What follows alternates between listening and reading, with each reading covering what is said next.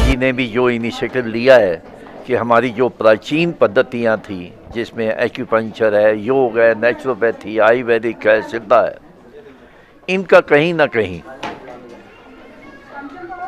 योगदान जितना हमारे सेहत के लिए, हेल्थ के लिए हो सकता है, वो कहीं ना कहीं कमी है, जिसको हम लोगों ने मॉडर्न मेडिसिन ने के लोगों ने प्रमोट करने में थोड़ी प्रॉब्लम्स की है।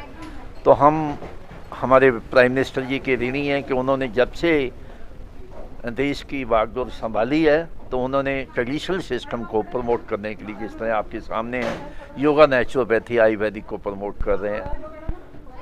और WHO ने भी इस चीज़ को मान लिया है, जो विश्व के स्वास्थ्य संगठन है, कि हमारी जो रवायती चिकित्सा पद्धतियाँ हैं वही लोगों को अच्छी सेहत मुहैया करवा सकती हैं। सिर्फ ज़रूरत है इसके लिए कि हम सबको एक अम्ब्रेला के नीचे, छतरी के नीचे इकट्ठा करें। सबका जो हमारा गुलदस्ता है, जो हर आदमी का एक क्वालिटी है, हर पैथी की एक क्वालिटी है, उसको जो अच्छाइयाँ हैं उसको लोगों के सामने दिखाया जाए, लोग उसको प्रमोट किया जाए, ताकि हम लोगों को अच्छी सेहत दे सकें। हमारे रिवायती चिकित्सा पद्धतियाँ न सिर्फ हमारे स्वास्थ्य बजट में भी कमी करेंगी, बल्कि लोगों को अच्छी सेहत परमानेंट देंगी। हम ये नहीं कहते कि मॉडर्न मेडिसिन ने, जब आदमी इमरजेंसी में होता है या किसी सर्जरी की आवश्यकता होती है, तो मॉडर्न मेडिसिन का योगदान बहुत बड़ा है, परंतु आज तक की हिस्ट्री में ये शिकायत है कि परमानेंट लॉन्ग लास्टिंग रिलीफ मिलती है, बीमारियों से छुटकारा मिलता है, तो वो हमारी रिवायती चिकित्सा पद्धतियाँ ही कर सकती हैं। इस चीज़ को प्रमोट करने के लिए होलिस्टिक मेडिसिन रिसर्च फाउंडेशन की तरफ से 3 दिन का हम राष्ट्रीय सम्मेलन करने जा रहे हैं, जिसमें पूरे विश्व के हर सिस्टम के एक्सपर्ट को हम लोग बुलाएंगे, और उसमें हम लोगों की जो उम्मीद है कि हम 2000 से करीब अधिक डॉक्टरों को एक प्लेटफॉर्म पर लाएंगे, ताकि उनका जो नॉलेज है हम लोगों को शेयर कर सकें, लोगों में बांट सकें, और ये चीज़ से हम लोगों को, सरकार को भी ये बोल सकें कि रवायती चिकित्सा पद्धतियों के प्रमोट के लिए जो योगदान चाहते हैं उसका आज स्टार्टेड हुआ है। हम शुरुआत आज हमने की है, और हम अंत इसको पूरी तरह लोगों को 23-24 तक, जो हमारे प्रधानमंत्री जी का भी सपना है कि हम भारत के कोने कोने में रवायती चिकित्सा पद्धतियों से अच्छी सेहत लोगों को दे सकेंगे। धन्यवाद। देखिए, आज का जो कार्यक्रम है वो हम रेकी काउंसिल ऑफ इंडिया की तरफ से जो 5th नेशनल सिंपोजियम हुआ, और HMRF की तरफ से 9th international traditional medicine summit का कार्यक्रम आज हुआ। ये कार्यक्रम जो है, ये एक शुरुआत हुआ दिल्ली में। हम जो आने वाला है, जो एक बहुत बड़ा अंतर्राष्ट्रीय में जो एक पारंपरिक चिकित्सा का एक बहुत बड़ा प्लेटफॉर्म खड़ा होगा। देश भर से 20 कंट्री से लोग जुड़ेंगे, और काफ़ी सारे एक्सपर्ट, हर एक पारंपरिक प्रक्रिया का जो विज्ञान रहता है, हर एक्सपर्ट यहाँ पे अपना एक्सपर्टाइज को डिलीवर करेंगे।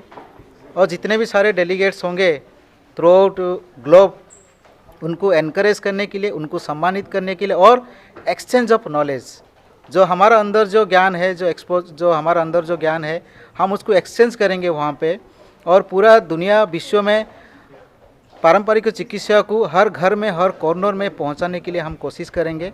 तो ये जो आज का जो प्रोग्राम था, ये एक स्टार्टअप था, और जो दिल्ली वासियों को यूनाइट करने के लिए और उनको एक रेस्पॉन्सिबल देने के लिए कि आपके शहर में सारे के सारे, नॉट ओनली पूरे राज्यों से, पूरा देश भर से लोग आएंगे, तो जुड़ेंगे यहाँ पे। तो हम इसके ऊपर ऑलरेडी चर्चा मिनिस्टर से कर चुके हैं, और हम प्रयास करेंगे ऑनरेबल प्राइम मिनिस्टर को इसका ऊपर सहयोग करने के लिए, और ये कार्यक्रम को देश भर में सक्सेस दिलाने के लिए, जो हम 21, 22, 23 जुलाई 2023 न्यू दिल्ली में होस्ट करेंगे। धन्यवाद। इसका जो मेन अवार्ड था हमारा डॉक्टर मिकाओ उसी मेमोरियल अवार्ड। डॉक्टर मिकाओ उसी इस रेकी पद्धति के रीडिस्कवरर रहे हैं, तो उनका सम्मान एक बहुत बड़ा सम्मान है। तो जो अच्छी प्रैक्टिसेस कर रहे हैं ऑल ओवर इंडिया, उनको ये सम्मान दिया गया। इसके अलावा हमारे बीच में एस्ट्रोलॉजर्स, वास्तु एक्सपर्ट्स और अलग अलग थेरेपीज जैसे आपका एक्यूपंक्चर, एक्यूप्रेशर, रेकी में भी बहुत अच्छा जो कार्य कर रहे हैं। तो जो हमारी एंशिएंट पद्धति हैं, जो प्राचीन सभ्यताएं हैं हमारी इंडियन कल्चर की, तो उनके लिए हमने प्राचीन संस्कृति अवार्ड से उनको सम्मानित किया गया। इसके अलावा हमारे पास जो है दूसरे अवार्ड्स भी थे, जिसमें राष्ट्रीय आध्यात्मिक पुरस्कार हमने नेशनल लेवल पे दिया उनको, और साइफा सम्मान भी हमने अपने चीफ गेस्ट को दिया जी। रेकी काउंसिल ऑफ इंडिया ये प्रोग्राम करा रही है। इस रेकी काउंसिल ऑफ इंडिया का जो मुख्य उद्देश्य है वो है कि सभी जो मास्टर हीलर्स हैं, रेकी हीलर्स हैं, चाहे वो किसी भी लेवल पे सीखे हुए हैं, चाहे वो एडवांस हीलिंग सीखा हुआ है या मास्टर हीलिंग सीखा हुआ है या ग्रैंड मास्टरशिप किया हुआ है, जो भी उन्होंने किया हुआ है, हम चाहते हैं कि इसी अम्ब्रेला के अंदर, रेकी काउंसिल ऑफ इंडिया के अंडर में ही वो सभी लोग आएँ, एक साथ जुड़ें, एक ही प्लेटफॉर्म पर आकर के फिर एक साथ हम लोग रेकी को रिकॉग्नाइज कराने का प्रयास करें। इसमें हमारा ये प्रयास रहेगा कि अभी जो जुलाई में प्रोग्राम होने वाला है वर्ल्ड कांग्रेस का, तो इसके अंदर भी हम इस चीज़ को प्रमोट करेंगे। तो आज ये पहला प्रयास था दिल्ली के अंदर कि रेकी काउंसिल ऑफ इंडिया के अंतर्गत सभी जो रेकी हीलर्स हैं, रेकी मास्टर्स हैं, वो सभी इस प्रोग्राम के अंदर आएँ और अपना पार्टिसिपेट करें। सभी को नमस्कार। और आज की कार्यक्रम बहुत अच्छा रहा।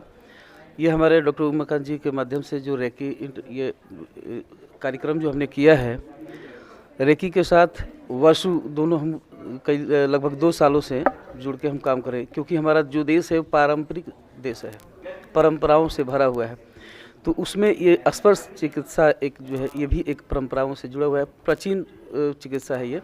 लेकिन चूँकि अभी लोगों में अभी उतनी जागरूकता है नहीं, इसको धीरे धीरे हम जागरूकता कर रहे हैं और अपने वास्तु और रेकी दोनों को, अध्यात्म को लेकर और रेकी को लेकर हम आगे बढ़ रहे हैं, जिसमें बहुत ही अहम भूमिका है हमारे डॉक्टर उमाकांत जी का और इस संस्था का। और एक हमारी जो वास्तु संस्था है वो आध्यात्मिक संस्था है। तो दोनों का हमारा उद्देश्य ये है कि हमारे राष्ट्र में जो निर्माण हो रहा है, हिंदू सनातन जो धर्म है, वो सब एक परंपराओं से जुड़ा हुआ हो, संस्कृति को जुड़ा हो। बहुत सारी ऐसी संस्कृति है जो लुप्त हो रही हैं, जिनको हम नहीं जान पाते। उसको कैसे लोगों तक पहुंचाया जाए, हमारे साथ बहुत सारे सदस्य जुड़े हुए हैं, हर राज्य से जुड़े हुए हैं और सब मिलकर काम करते हैं जी। और वास्तु हमारी जो संस्था है वो अध्यात्म से जुड़ी हुई कार्यक्रम करती है, जिसमें हम कथा प्रवचन करते हैं, यज्ञ करते हैं और तीर्थ स्थान पर अपने लोगों को ले जाते हैं। इन फ्यूचर हमारा वास्तु संस्था के माध्यम से ये करना है कि अपनी संस्कृति को आगे कैसे बढ़ाया जाए। कुछ पुस्तक हमने लिखी है अभी, उस पुस्तक को प्रत्येक राज्यों में हमारे जो लोग हैं उसको आगे प्रमोट कर रहे हैं, घर घर जा रहे हैं। उस पुस्तक में ये है कि बहुत सारी इम्पोर्टेंट बातें हैं जो लोगों को मालूम नहीं है, जैसे 18 पुराण के नाम कौन कौन से हैं, भगवान के 24 अवतार कौन कौन से हैं। इस प्रकार की छोटी छोटी जानकारियों को लोगों तक पहुँचाया जाए और कथा प्रवचन इत्यादि के माध्यम से जो कहानियों का दौर था, नाना और दादा दादी माता पिता से जो हम सुनते थे, वो आज ख़त्म हो रहा है, गुरुकुल ख़त्म हो रहा है। इसलिए हम उसको प्रमोट कर रहे हैं कि घर घर कैसे उन चीज़ों को बताया जाए, जैसे नमस्कार करने का तौर तरीका क्या है, साष्टांग प्रणाम किसे कहते हैं, इन सब बातों को बताना। इससे दायरा तो बहुत है, सनातन अपने आप में बहुत बृहद है, लेकिन हम बहुत ज़्यादा ना करके उसको एक एक कदम हम आगे बढ़ा रहे हैं।